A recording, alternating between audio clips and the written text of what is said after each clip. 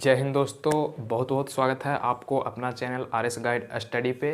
दोस्तों आज हम सीखने वाले हैं पाइथागोरस प्रमेय, जो आपको बोर्ड एग्ज़ाम के लिए बहुत महत्वपूर्ण है। जैसा कि आप लोगों को पता होगा कि जो त्रिभुज चैप्टर है उसमें हमको 6 या 7 वो थ्योरम पढ़ना है, तो हम सारा थ्योरम को सिद्ध कराएंगे और आपको थेल्स प्रमेय सिद्ध करा दिए हैं और थेल्स का विलोम सिद्ध करा दिए हैं। बट सभी लोग बोल रहे थे कि उसका वीडियो साफ़ नहीं है, तो सबसे पहले हम पाइथागोरस आज कर लेते हैं, उसके बाद थेल्स का विलोम पाइथागोरस आज कराएंगे, कल पाइथागोरस का विलोम करा देंगे। ओके, तो सारा चीज़ आपको कंप्लीट करा दिया जाएगा, कोई परेशानी नहीं होगा, आपको कोई दिक्कत नहीं होगा। ठीक है, तो यदि आप हमारे चैनल पर नए हो तो चैनल को सब्सक्राइब कर लेना और बेल आइकन को प्रेस कर लेना। ठीक है, तो देखिए आज दोस्तों हम कोई भी थ्योरम को सिद्ध करने के लिए आपको हम 6 तरीका समझाते हैं। यदि आप 6 तरीका को फॉलो कर लेगा मतलब, तो आपको क्या हो जाएगा, थ्योरम सिद्ध करने के लिए आ जाएगा। ठीक है, जैसा कि आप लोगों को पता होगा कि थ्योरम जो होता है सभी को बहुत टफ लगता है, सिद्ध नहीं हो पाता है। तो क्यों नहीं हो पाता है?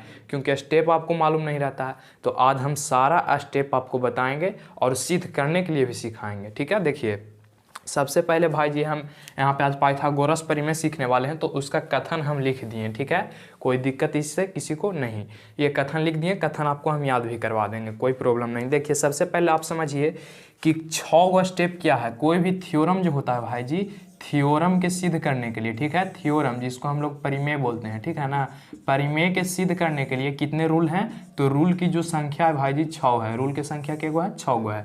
वो 6 रूल को आपको याद रखना है। देखिए सबसे पहले हम आपको एक ट्रिक याद करा देते हैं। ट्रिक क्या है? तो एसपी दिल से रो पड़ा, याद रहेगा, एसपी दिल से रो पड़ा, ये आपको याद रखना है। देखिए हम यहाँ लिख देते हैं एसपी, ठीक है, दिल से रो, ठीक है, एसपी दिल से रो पड़ा, ठीक है, यहीं पर, ये आपको याद रखना होगा। एसपी दिल से रो पड़ा यहीं पर, याद रहेगा।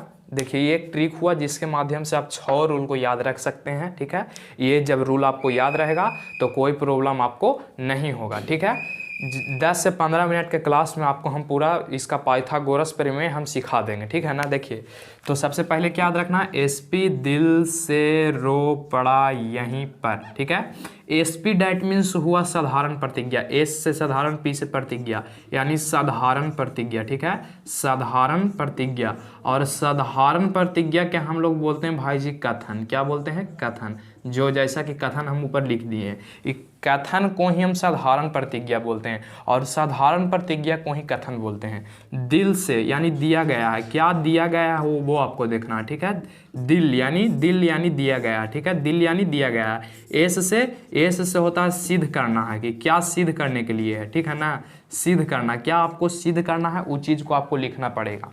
फिर देखिए आर से होता है भाई जी रचना। क्या होता है? रचना, याद रहेगा आपको। आर से क्या होता है? रचना। अब पी से जो होता है प्रमाण होता है, प्रमाण, या जिसको हम लोग उत्पत्ति भी बोलते हैं। ठीक है, उत्पत्ति भी बोलते हैं। उसके बाद यहीं पर, ठीक है, यहीं पर डैट मीन्स कहने का मतलब जब हम पूरा प्रमाण लिख देंगे तो जहाँ प्रूव्ड लिखते हैं ना हम लोग की प्रूव्ड, तो उसके बाद लिख देंगे कि यहीं सिद्ध करना था, इधर लिख देंगे कि यहीं सिद्ध करना था। ठीक है, तो यहाँ तक बात समझ में आया।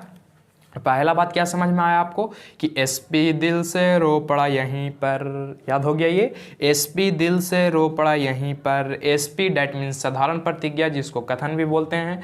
उसके बाद दिल यानी दिया गया है, एस यानी एस ई सिद्ध करना है, सिद्ध देखिए ना बोल के सी, तो सी आ रहा है तो सिद्ध करना है। आर रचना, आर से रचना, पी से प्रमाण या उत्पत्ति, यहीं से यहीं सिद्ध करना था। ये आपको 6 स्टेप जब याद रहेगा भाई जी तो आप आराम से इसको हल कर सकते हैं। ठीक है, कोई दिक्कत यहाँ तक? कोई दिक्कत नहीं। तो याद रखिएगा कि पहला नंबर पर आएगा साधारण प्रतिज्ञा, दूसरा नंबर पर आएगा दिया गया है, तीसरा नंबर पर आएगा क्या सिद्ध करना है, और चौथा नंबर पर आएगा रचना, और 5वां नंबर पर आएगा प्रमाण, और 6ठा नंबर पर आएगा यही सिद्ध करना था। यानी यही 6 रूल है। ठीक है, यहाँ तक समझ गए? तो चलिए बढ़ते हैं अब नेक्स्ट में। ठीक है, एसपी दिल से रो पड़ा, याद रहेगा ना।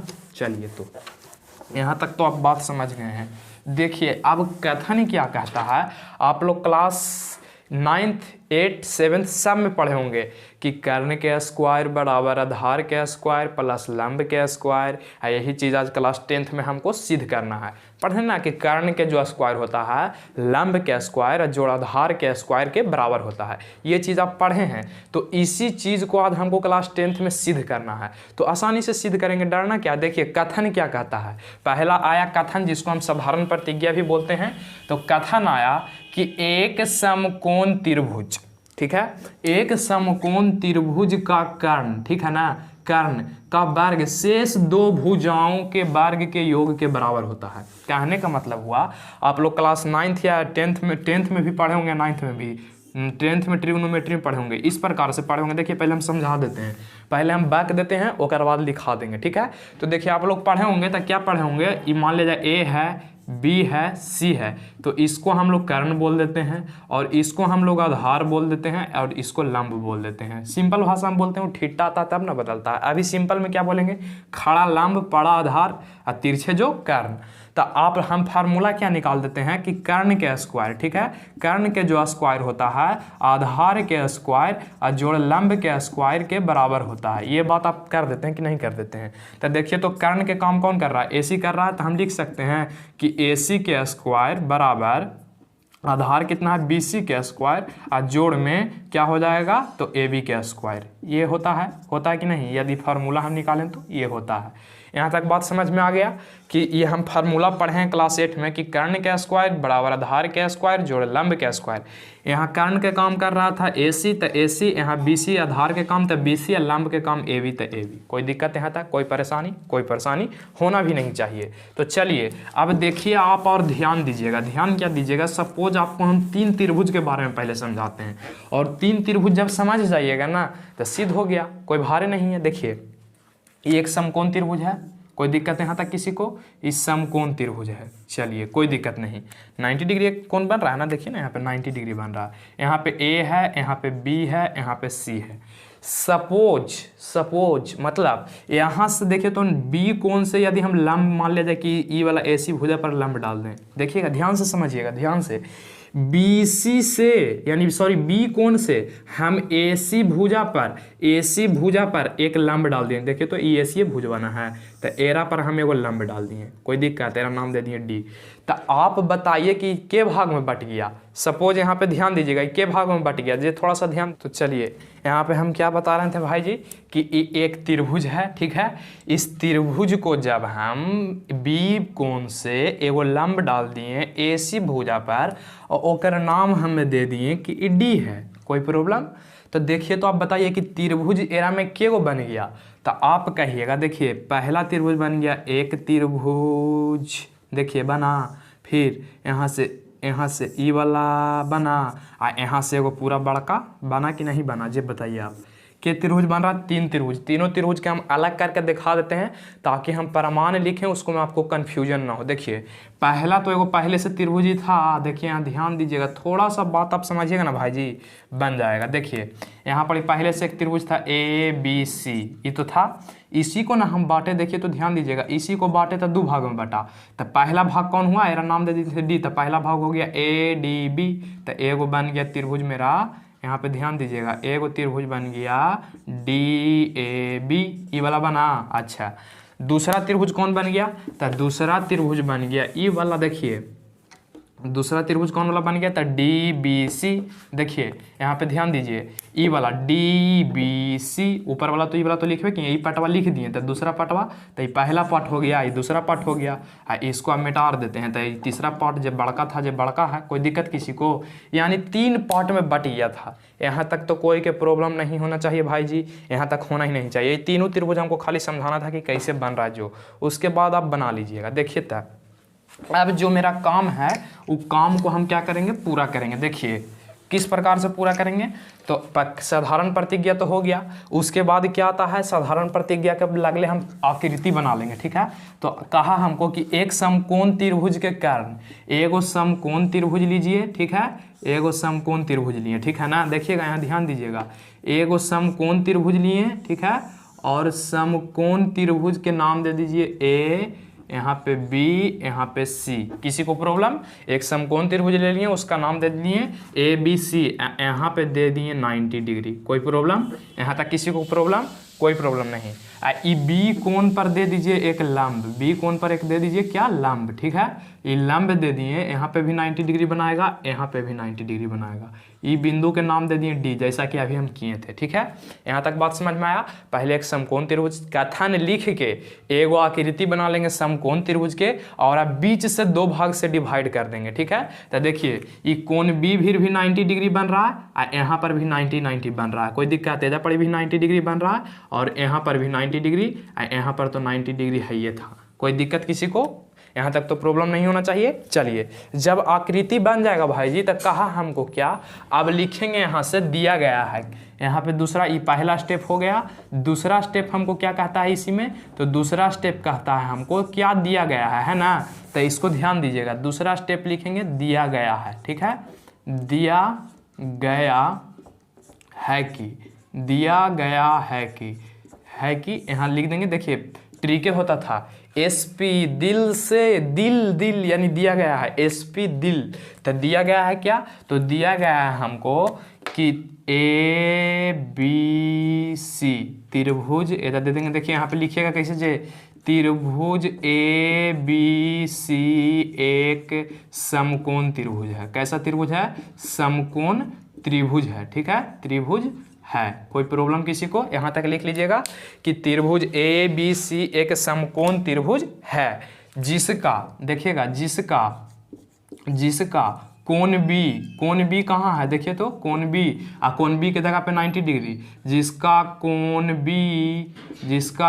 बी बराबर 90 डिग्री है, कोई दिक्कत, जिसका कोण बी बराबर 90 डिग्री है, कोई दिक्कत। देखिए दिया गया है क्वेश्चन से आप निकल जाता है, ठीक है ना। तो ना निकाल लिए कि एगो समकोण त्रिभुज था और बी कोण 90 डिग्री था, तो वही तो लिखें कि ए बी सी एक समकोण त्रिभुज है जिसका कोण बी बराबर 90 डिग्री है। यहाँ तक लिख लीजिएगा, कोई दिक्कत तो बोल सकते हैं। एगो त्रिभुज बनाए ना जी, वो त्रिभुज में हम लिख दिए कि ए बी सी एक समकोण त्रिभुज है, खाली नाम दे दिए ए बी सी, वैसे आप पी क्यू आर भी दे सकते हैं, कोई दिक्कत। चलिए तो फिर जिसका कोण बी कितना था, देखिए तो बी 90 डिग्री था, तो लिख दिए बी बराबर 90 डिग्री, कोई प्रॉब्लम यहाँ तक तो बोल सकते हैं। उसके बाद एस पी दिल से यानी सिद्ध करना है, क्या सिद्ध करना है जो लिखिए, तो सिद्ध करना है भाई जी, सिद्ध करना है क्या, तो सिद्ध करना है कि, तो क्या सिद्ध करना है ये थोड़ा सा देख लीजिए। तो सिद्ध करना अभी हम सिखाए थे कि जो कर्ण के स्क्वायर होगा, सिद्ध करने में ही ना कहा कि कर्ण का वर्ग शेष 2 भुजाओं के वर्ग के योग के बराबर है। तो कर्ण का वर्ग जो है आधार के वर्ग के जोड़ में लंब के वर्ग के बराबर है, यही ना कह रहा है, यही तो हमको सिद्ध करना है। तो कर्ण के जगह पर यहाँ देखेंगे तो AC हो जाएगा बड़का कृतिया के, तो AC अभी थोड़ा देर पहले सिखाए थे, स्क्वायर बराबर आधार के बात करेंगे तो BC हो जाएगा, तो BC के स्क्वायर। अब प्लस में यहाँ पे हम बात करें लंब के तो AB के स्क्वायर। यहाँ तक कोई प्रॉब्लम तो नहीं होना चाहिए, कहा कि फॉर्मूला आप 9th में पढ़ें कि कर्ण का स्क्वायर बराबर आधार का स्क्वायर प्लस लंब का स्क्वायर, और वही कह ही रहा क्वेश्चन ने कि कर्ण का वर्ग शेष 2 भुजाओं का, तो शेष 2 भुजा कौन कौन है, आधार और लंब, वही तो है, लिख दिए। यहाँ तक कोई दिक्कत किसी को, यहाँ तक तो प्रॉब्लम नहीं होना चाहिए, सिद्ध करना है। फिर से देखिए एसपी दिल से रो यानी रचना, रो यानी रचना, ठीक है। तो रचना में क्या हो जाएगा भाई जी, तो रचना ने, देखिए रचना किसको बोलते हैं, जो भी आकृति में हम बाहर से जोड़ते हैं, ठीक है ना। तो देखिए तो आकृति में बाहर से मन से हम ना जोड़े डॉट डॉट डॉट वाला, तो डॉट डॉट डॉट जैसे लाइनियाँ मिलाए हैं बी से डी भी, तो नहीं देखिए आई कौन भुजा पर पड़ा है भाई जी, तो AC भुजा पर पड़ा है कि नहीं पड़ा है। तो इस चीज़ को यहाँ पे लिखिए रचना में कि बी से BD लंब, लंब के चिन्ह है, ठीक है, ये लंब के चिन्ह है, BD लंब AC पर डाला, कोई दिक्कत, यहाँ तक तो लिख लीजिएगा। रचना में भी कोई भार ना, रचना में क्यों ना जोड़े, B से D पर एगो रेखा खींचें और वो रेखा केरा जाके काटा है, तो A80 के, तो वही लिखें B से BD लंब AC पर डाला। यहाँ तक कोई प्रॉब्लम, यदि मन होगा तो ये भी पढ़ लीजिएगा। देखिए B से डाला BD लंब AC पर है, यहाँ तक लिख लीजिएगा।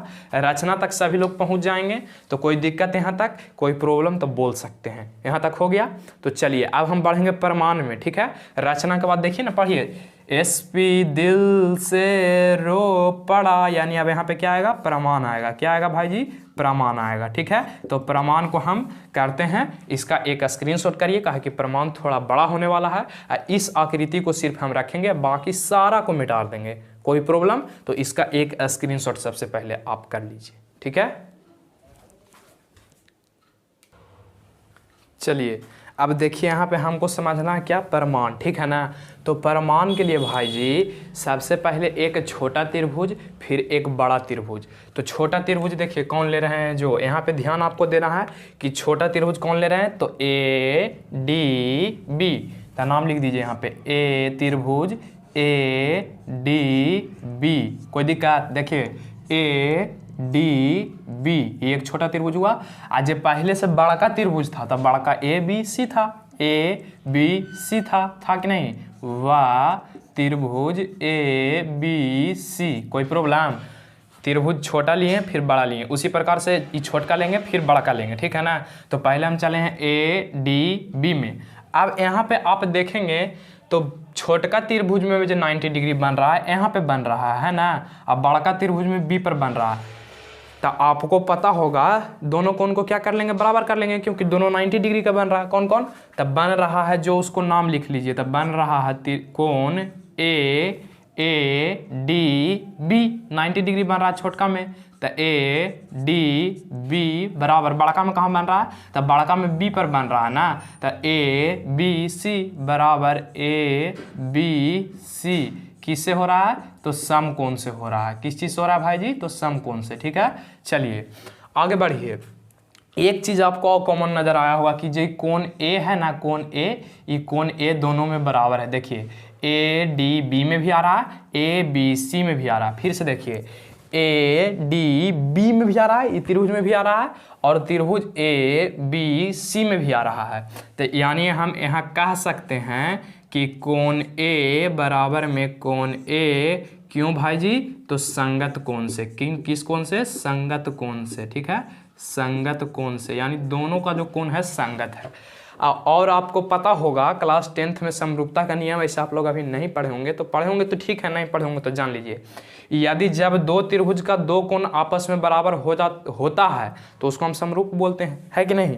तो हम कह सकते हैं यहाँ पे, क्या कह सकते हैं कि त्रिभुज ए डी बी समरूप है त्रिभुज ए बी सी के। ध्यान से समझिएगा, त्रिभुज ए डी बी समरूप है, समरूप की निशानी है ए बी सी के, तो ए बी सी के। और आपको पता होगा कि जब समरूप होता है भाई जी, किस चीज़ से समरूप हुआ था, ए नियम से। ठीक है, यानी एंगल वाला नियम से ये समरूप हो गया।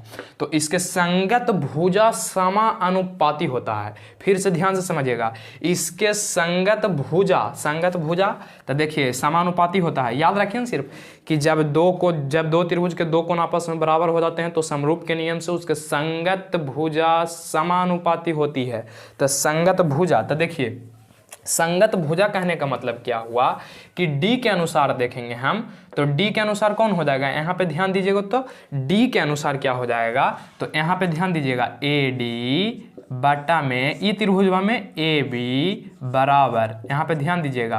अब ए बी लेंगे, देखिए पहले ई दोनों लिए तो इसको में भी ई दोनों लिए, ठीक। अब ए अब बी लेंगे तो इसको में ए अस्सी लेंगे, ठीक है, ध्यान से यहाँ तक समझ गए। तो इसको में ए अब बी लेंगे, इसको में क्या लेंगे ए अब बी, ए यहाँ पे क्या लेंगे, सॉरी यहाँ पे ध्यान दीजिए, इसको में ए बी लेंगे और इसको में कौन लेंगे ए सी लेंगे, ठीक है, ए सी लेंगे। कोई दिक्कत यहाँ तक, तो इसको समीकरण 1 मान लेंगे, ठीक है, इसको समीकरण 1 मान लेंगे। और ये हल हो सकता है, इसको हल कर लीजिए तब मानिएगा। देखिए तिरछा तिरछी भाई जी जब गुना करेंगे तो ए बी में ए बी से गुना करेंगे तो ए बी स्क्वायर आ जाएगा। कोई दिक्कत यहाँ तक, ए बी में ए बी से गुना किए ए बी स्क्वायर बराबर ए डी था तो ए डी रह दिए गुना ए सी था तो ए सी रह दिए, समीकरण फर्स्ट। कोई दिक्कत यहाँ तक। चलिए यहाँ तक जब प्रॉब्लम नहीं है तो बढ़ते हैं आगे, ठीक है। उसी प्रकार से आपको दूसरा त्रिभुज में कर लेना है, ठीक है ना, उसी प्रकार से आपको दूसरा त्रिभुज में कर लेना है, ठीक है।